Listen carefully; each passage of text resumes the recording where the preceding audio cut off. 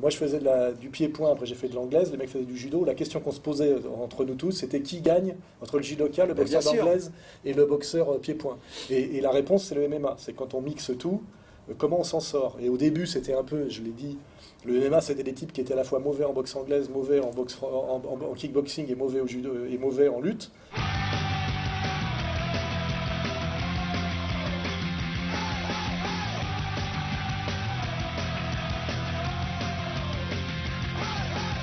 Mais c'est plus ça aujourd'hui. Aujourd'hui, on a des types qui sont bons dans tout et qui combinent les trois.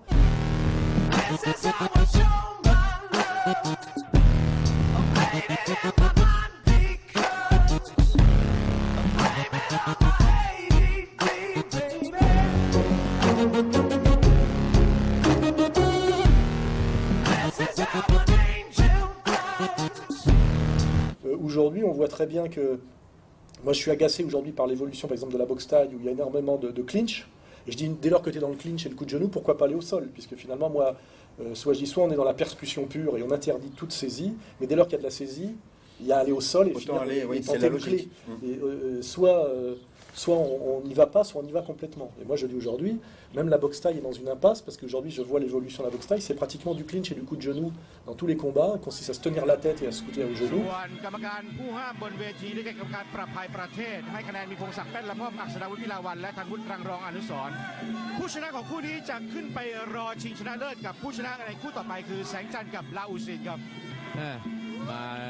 Et moi, chaque fois qu'un mec me fait ça, comme ça me gonfle, je l'amène au sol. Je sais pas travailler au sol, mais au moins déjà, je l'ai foutu par terre, quoi, tu vois, parce que ça m'agace, quoi.